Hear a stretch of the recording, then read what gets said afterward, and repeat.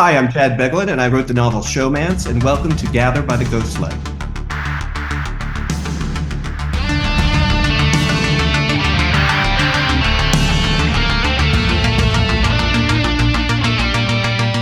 That one? All right, welcome back to Gather by the Ghostlight. I'm Jonathan Cook, your host, producer, and sometimes voice actor on this thing.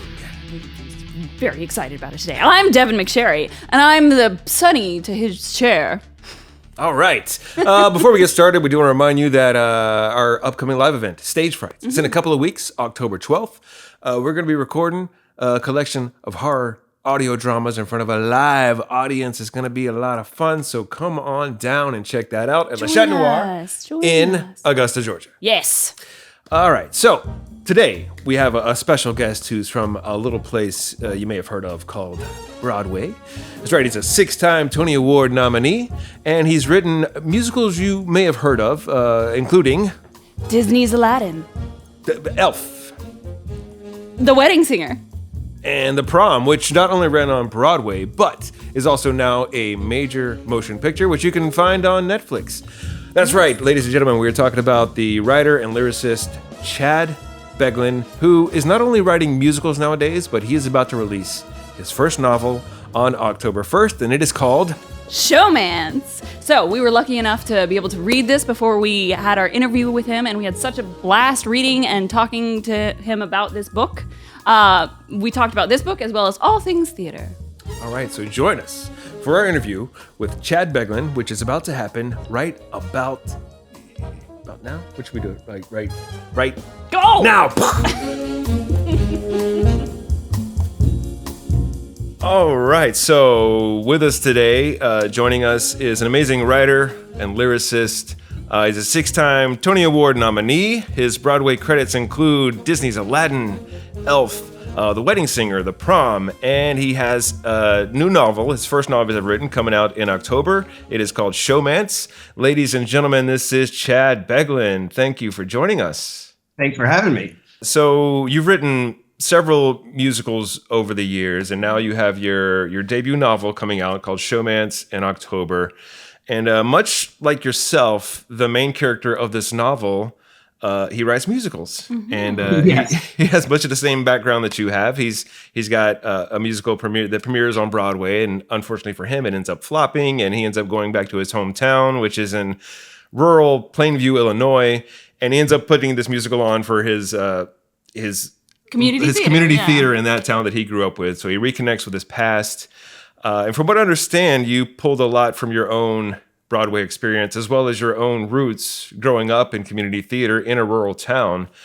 So from there, how did you get your start into musical theater and eventually making your way to Broadway?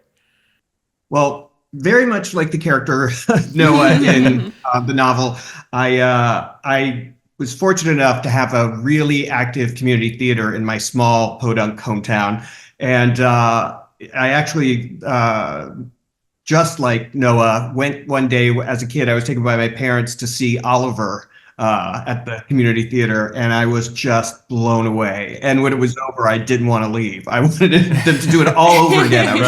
Keep going. I was like, what is this place where people sing and put on costumes and dance and act? And so from that moment on, I was completely hooked, and I became sort of obsessive about the community theater. I would go there and I would organize their files in the prop room and, categorize the costumes. I was just completely obsessed. And they were so they finally just gave me a key because they were like, just, You're here all the time, just here. Yeah. So, and then amazingly, they let me start directing shows there when I was very young, and then writing and directing shows. And they were really super supportive. And so that happens to the character Noah, but it also happened to me. And so that's why I'm such a big fan and believer in community theater, because it's really a lot of people's gateway into the arts. So so that's sort of what happened. And then I ended up going to NYU, and I originally was going to major in acting, but I took a playwriting class, sort of like a bonus class. And my teacher was like, you should be doing this. And that teacher turned out to be Pulitzer Prize winning And of course, I'm blanking on his name. He's gonna kill me, Doug Wright. Doug Wright. So of course he was just a TA back then, but that changed everything for me. So I ended up getting a double major and then getting a master's in dramatic writing, and then I just formed a little off Broadway theater company, and I directed and wrote shows and sent out demos, and finally somebody said, yeah, we'll produce your musical. And so it was a lot of bartending and answering phones and that kind of stuff until it finally took off. As one does when they're making way to Broadway. The bartending, yes, that exactly. kind of stuff. Actually, we are both very involved in our community theaters around here. And so reading through the book, we were like, oh my gosh, we know this life. We love this life. And once you start, it's hard to stop. And so that theme of community and supporting each other was something I loved reading. Yeah, one of the lines in the novel that really stuck with me, because for decades, me and Devon, we haven't acted on Broadway, of course, but we've done decades of community theater. And when Noah goes back to his hometown, he's like, well, this is a community theater, so they have real jobs, so we can only rehearse on nights, on weekends. So I'm like, oh, I relate to that so much, because that is community theater. You don't, on Broadway, that's their day job. They do that all day long. And so it was kind of neat, his transition back into community theater after working with Broadway for as long as he did. Yeah. And like you said, you pulled that from when you were going through community theater. Was it kind of fun reconnecting with those memories that you have from those days? Yeah, absolutely. And it's, my mother still lives in the town, so I still go back there and I still see all those people. And I also set up a scholarship through the community theater. So once a year we give a college scholarship to the only prerequisite is that you had to have had some affiliation with the community theater. It was definitely, I see a lot of the people that I knew when I was younger, and they have done some of my shows, which is always great to come back and see, them do Elf for The Wedding Singer. Mm-hmm. It was really, that's the thing that I think also is so amazing about community theater, is that you are doing it for the love of it. You're not doing it because it's a job. You're not, oh God, I got to take this role. You're working a whole other job, and you love it so much. And it's just really, I think that's one of the things that Noah sort of realizes when he's giving the big pep talk at the end of the novel, right before they go on, is that he realizes how he sort of forgot the love of it, and that they sort of bring that back into his life. I like how when I was reading through it, he felt at the beginning that he was a complete failure, and then he had to re-examine what success means. And success doesn't always mean you're the best of the best of the best, or that you have 20-year run on Broadway, right? Success is going out there and trying. Absolutely. And, I think, there's a scene towards the end where he's back in New York and he goes by the theater where his show crashed and burned. And it is always, it's going to happen. But every time you see the marquee taken down and your show taken down and some other show up there, it's always kind of like, So but in that moment, he calls one of his friends from back home and she said, look at how you've touched our lives, and look at how we all cared so much about this little show. And that makes him really realize, it isn't, just like you said, it isn't about being the guy who wrote Hamilton. It isn't always about being Lynn. Yeah.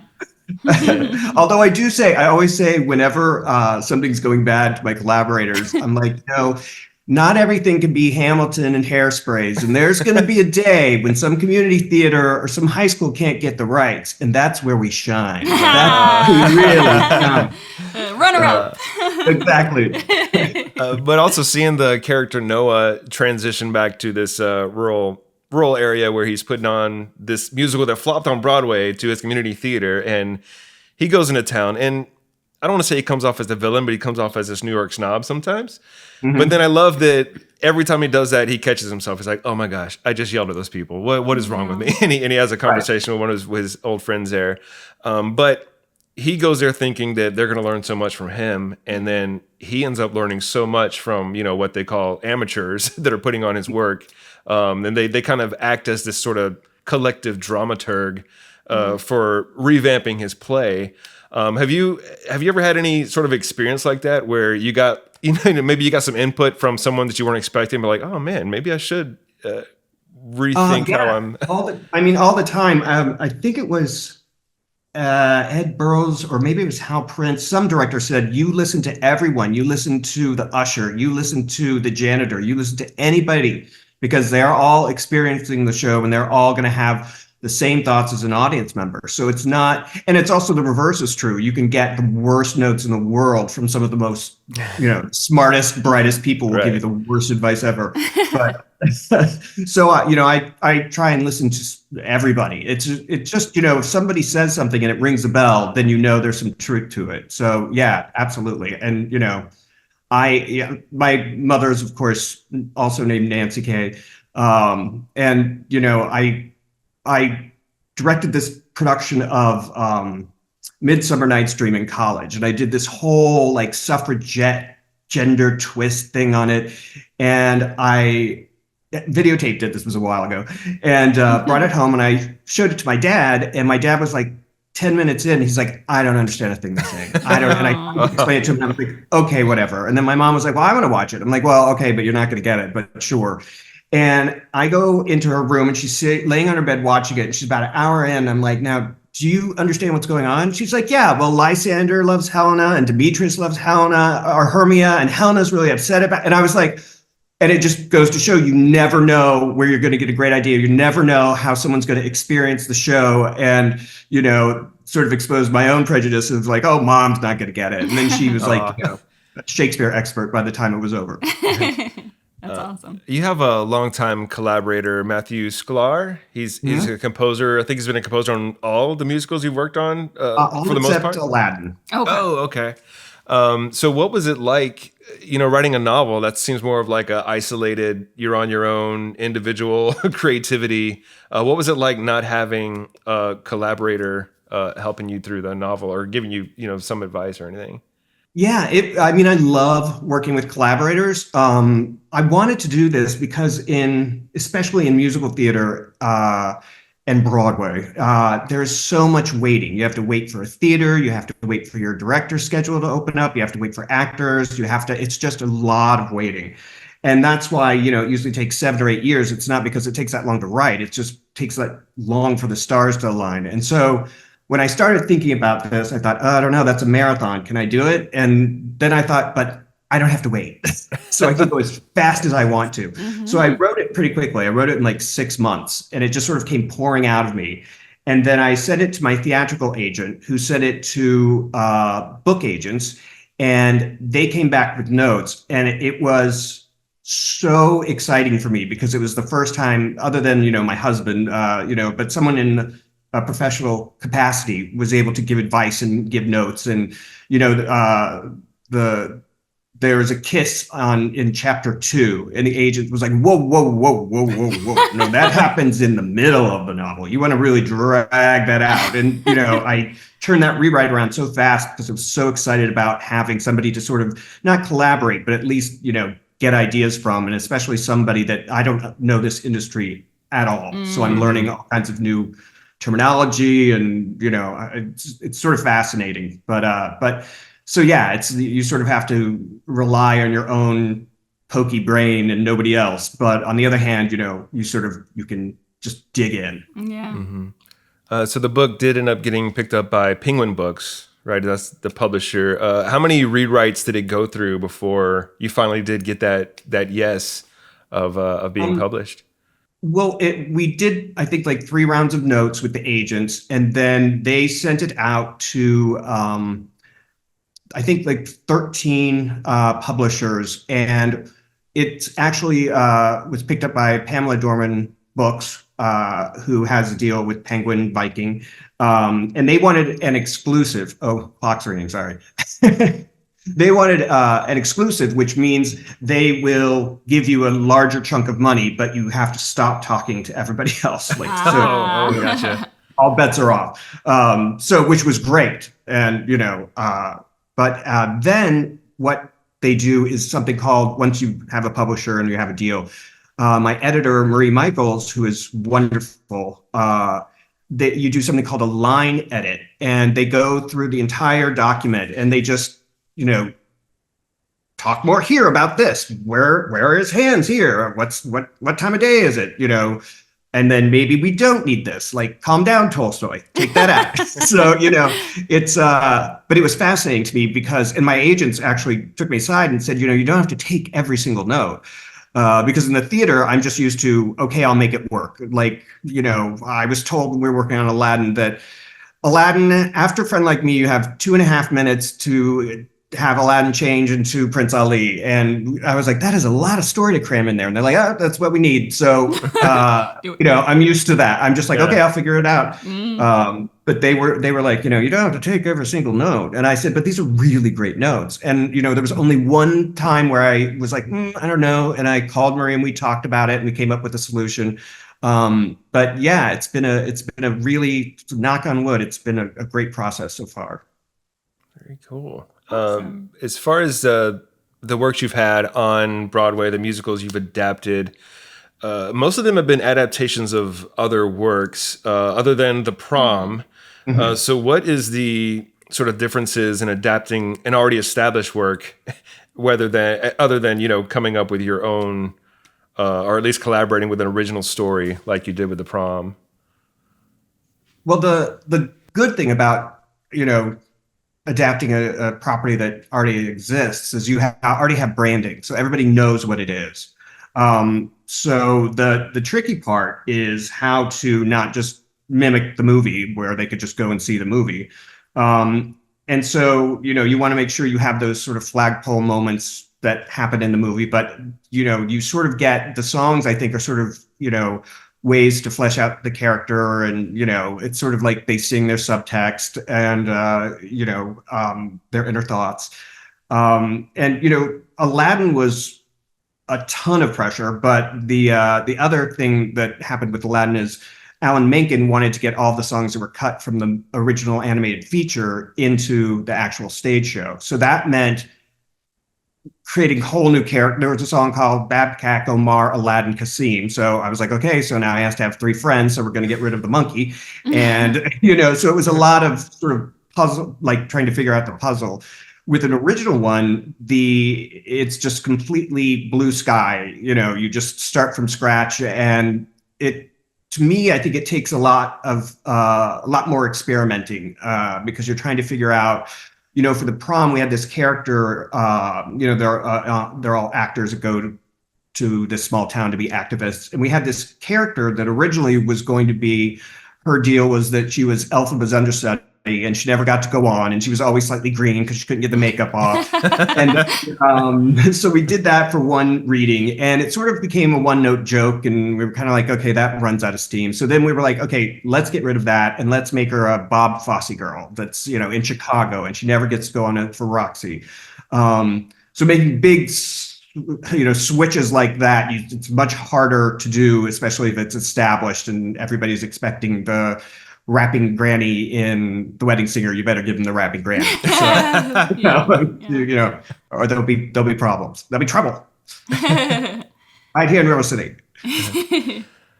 So for creating a new musical, obviously you have to create lots of content and then narrow down to find your focus of the show. And when I was when I was reading this book, the only thing I felt was missing was the soundtrack. I really wanted to hear these songs. So do you feel like you have these songs like rattling around in your brain, or did you just stick with the lyrics and that's what you wanted for the book? I mean, I have certain feels for the songs in my mind. And of course, depending on how the book does, it certainly could be made into a musical. So it's definitely something on my mind. I mean, I think I want to see, what the sort of reaction is. And if it's a positive one, then it might be worth, exploring as a stage show. Absolutely. And you've written many musicals, but you also have a stage play called The Harbor. Mm-hmm. Is that one? So what's the difference in writing a musical as opposed to writing a straight stage play like that for you? Yeah, for me, it was another one of those situations where I was like, waiting around. I was like, everybody's working on other projects, and I was like, I had this idea for the play, and so it was again sort of very much more self-regulated. There isn't a producer, breathing down your back. There isn't, a corporation. So it was sort of just like a labor of love, and and thankfully it got produced. But it was an idea that I had for a long time, sort of based on my personal life. The play is about a gay couple and whether or not they're going to take one of the guys, his sister's pregnant, and if they're going to take her baby or not because she doesn't want it. And that was sort of like something that I didn't have, my sister tried to give me a baby, but there was a time when I was asked if I would, donate so that a lesbian couple could have a kid. And I said, sure. And I came home and I told my husband, and he was like, are you crazy? And I was like, well, what's the problem? He's like, well, you're not going to have any control over that baby. That's going to be their baby. Are you going to be okay with that? And I was like, yeah. And then he's like, what if they want to raise it in a religious cult? And I'm like, yeah, that'd be weird. And he's like, what if they want to send it to a really horrible school? And I was like, oh, that'd be hard. And he's like, what if they give it a mullet? I'm like, yeah, I can't do it. There's a line. There is a line. And that was another thing that was sort of, you have no collaborators until you get a director and a cast. And so it's sort of just, writing and sort of winging it. And, with the musical, it's very, very structured. At least every musical I've ever written, you start with the creative group and sometimes even the director, and you make an outline, and then you song spot where you decide where you think the songs are going to go and what they're going to be. And then you break off, and the book writers, go off and write a scene, and the songwriters write a song, and then you come back and you share it and you discuss. So it's very solitary when you write a play or a novel. It's a totally different sort of experience. Mm-hmm. Makes sense. Now, in the opening of the novel Showmance, there's this really tense moment where the show ends and they're waiting for the reviews, and you can sort of feel the anxiety in his inner thoughts and all that. So for you, is that like a real situation that you've gone through, just waiting, like, oh my gosh, I cannot? It is the absolute worst. It is so painful and horrible, and you're just waiting. And the best, the worst opening night was Wedding Singer, because the New York Times did not like it. And you can feel this just shift in the room, and it's like, oh wow, okay, like everybody gets a little solemn, and everyone stops dancing. Terrible. Oh no. And you wonder, is it going to run? Is it going to And the best one was Aladdin, because we got creamed out of town. We went to Toronto, and every paper just hated everything, just from top to bottom. And so we had 3 months of the most intense, like rewriting everything, throwing things out, writing new songs, just like so intense and horrible, and like just not sleeping and just pit in your stomach. And then Disney threw this big opening night party, and we're all sort of like waiting around. All of a sudden, there's this huge roar from the dance floor, and I was like, "It's out! It's out!" And this guy, the agent of Alan Menken's, ran up to me and he's like, "It's good. It's a rave. It's great." And so it was just such a reversal from Toronto, where everybody felt like they got kicked in the face. But that's the downside of writing a musical or a play that gets reviewed by the New York Times. It's just, you have to like grin and bear it. That's like he says to his mom, them's the rules. That's just keep the way around forward. it. You gotta like stand there like you're about to get executed. Yeah. And in his case, Noah, he actually did get executed. It was only a one night showing, and they shut it down. Yeah. And in the novel, his father has medical issues, so that's what makes him go back to his hometown. But reconnecting with his past and being able to revamp it with his old community. There's a lot of themes of not only forgiveness with his old school buddy Luke, and redemption, A lot of great themes throughout this novel that I'm sure you've brought from your own real life experience, and not only on Broadway but also growing up. So it's great work. Yeah. Oh, thank you. Yeah, it's funny. The father character is sort of an amalgam of my dad and my stepdad. Both passed away now, but my stepdad was the high school basketball coach, and I, was gay as could be. Not on the basketball team. Yeah, not at all. Yeah. And so we had a sort of not great relationship. And then in my 30s, I get this phone call, and it's him. And he said, I just have been thinking a lot, and I just realized, you always treated me so well, and I didn't treat you so well, and I'd like to apologize for that. And you were actually the bigger man when you were just a teenager, and I just want to say I'm sorry, and I'm going to do better. And I was just completely floored. And I thought of that when I was writing this, and I wanted the father to have a moment like that at the end of the novel where he can't say I love you, but he does as close as he can. And so. I thought that was like sort of as you said, it's a running theme. Everybody has a little bit of redemption. The mom, Noah for sure, all over the place. So that's. I hope people laugh and enjoy it, but I hope there's a little message to go along. Oh yeah, absolutely. I was literally laughing out loud constantly. I was loving it, and you have those heartfelt moments. And one of the things I loved about Noah, the character, was his ability to recognize when he was wrong and admit when he was wrong and apologize, because I think that is one of the biggest strengths anyone can have, is to be able to realize when you're wrong. Yeah, but not just him, even people from his past, just like you just said, how your stepdad had called you an apology. There's a lot of people who realize, the past may not have been the way it should have been, and they reconcile that. It's like a lot of good themes throughout. Yeah, it's very funny how everyone does it in their own way. Like his high school bully Eddie, it's like, well, just punch me. Yeah. If you still got hard feelings, come on, bring it. Yeah. The opposite of dad. Yeah, for sure. What do you have coming up? I saw on your social media that on October 3rd you'll be at the Drama Bookshop. Talking about doing a Q&A there. We're doing a book signing on October 3rd at the Drama Bookshop, and doing an event in Carmel Clay with several other authors in Carmel Clay, Indiana. And then I'm going to my hometown community theater doing a Q&A and book signing there. All right, so what musical are you going to put on while you're in town? Exactly. Hopefully I don't get stranded and have to put on The Wedding Singer.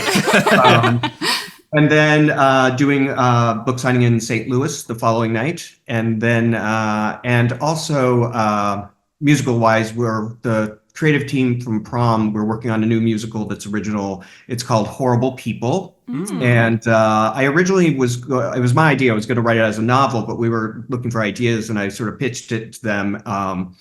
And it's about these two broke bakers that live in Queens and are at the end of their rope, and this really rich, horrible woman from the Hamptons comes in and falls down their basement stairs, and they think she's dead, so they decide to steal her identity and all her money. And spoiler alert, at the end of Act 1, she comes crawling out of the basement vowing revenge. Oh, no.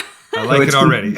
Yeah, completely insane and nuts and over the top. And but we just did a table reading with Sutton Foster and Beth Level, and they were amazing in it. So yeah, we'll see. We're now in the waiting game again. So waiting for producers and waiting for a theater and waiting for, trying to decide if we do an out of town or not.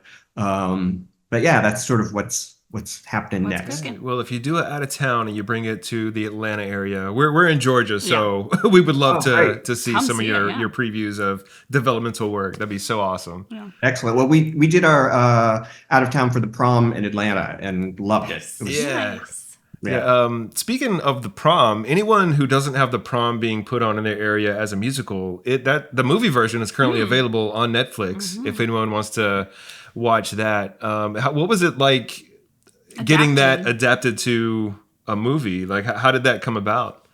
It was really crazy. I mean, Ryan Murphy came and saw the show, and then all of a sudden, these big stars kept showing up in the audience. We were like, what is going on? And then we got a call that he wanted to direct it, and we were like, oh, that's insane. And then it went really, really fast because he wanted to get it up as soon as possible. So Bob Martin and I wrote the screenplay, but he would call us up on like a Sunday night, and he'd be like, I want to do a scene where they're all on the bus, and give Nicole Kidman a joke and get it to me tomorrow morning because we're going to shoot it as soon as possible. So it was like we had to be on call all the time because we would just get these. I was at it was the summer. I was at the beach, and he called, and I was like, I gotta go home. I gotta go. But it was surreal, and it was meeting the cast was great, and we met them when they were doing the opening number, and I was talking to Meryl Streep, and she said something, and she touched my arm, and I went completely blank because I was like, Meryl Streep is touching my arm. Yeah. I said, I'm talking, what? What did you say? Because I was completely like, oh my God. Starstruck, absolutely. I know, totally. And I was like, just be cool.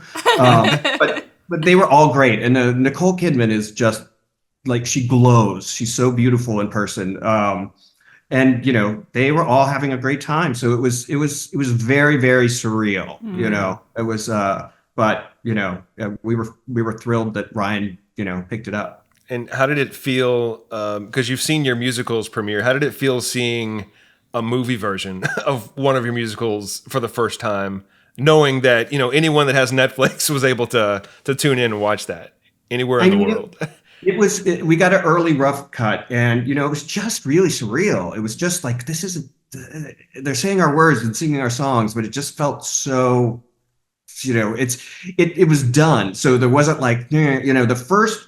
I always have this reaction at the first preview of the show, either out of town or on Broadway. I always, when the house lights go out, I always have this sort of panic, like, no, too soon. I'm not ready. It's like being on a roller coaster and you're just getting up, and it's like, but the thing about that is you're watching so intensely for what's working and what's not working, and when they're laughing and when they're not, and when they're not getting it. And so watching the rough cut for the first time of the movie, you're just like, well, this is what it is. Yeah, you can't change it at that point. Yeah, like I wouldn't have made that choice maybe, but too bad. It's not, you also, when you sell the movie rights, you give up sort of ownership. Control. He could have set it on Mars if he wanted to, and that would have been the way it was. So it's a very different sort of like, this is Ryan's take on it, and that's we're thrilled that he wanted to do it. So it was, but very different experience. Yeah.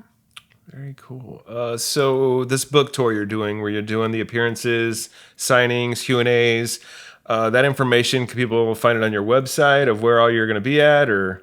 Yes. Yeah, it's going to be there, and it'll be on my, I'm putting it up on my Instagram as well. So Chad Beg.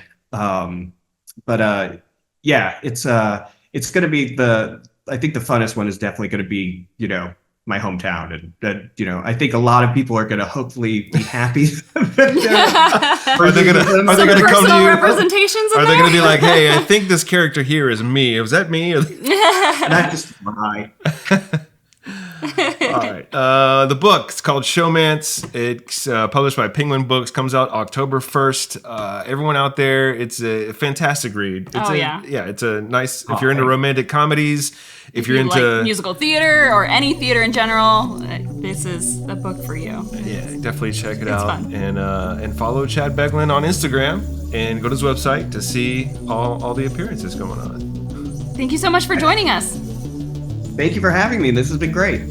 Thank you all for tuning in today, and many thanks to our guest, Chad Beguelin, for joining us on this episode. And if you'd like to continue to help us grow and you want more video content, please subscribe to the Gathered by the Ghostlight channel on YouTube. And if you'd like to have some cool Gathered by the Ghostlight merchandise, t-shirts are available at the merchandise link in the show notes. You can also find the Gathered by the Ghostlight annual companion books available at Amazon. Intro and outro music, as always, is provided by artist JK47. And if you enjoy this podcast, maybe you're a longtime listener, or maybe this is the first episode you've ever heard in your life, let us know. Please leave us a rating or a review in all the places that you can. That kind of activity, it really does help us get discovered by more listeners like you. And also be sure to follow Gathered by the Ghostlight on social media to stay up to date on new episodes. I'm Jonathan Cook, and as always, stay safe, and I'll see you next time we gather by the ghost light.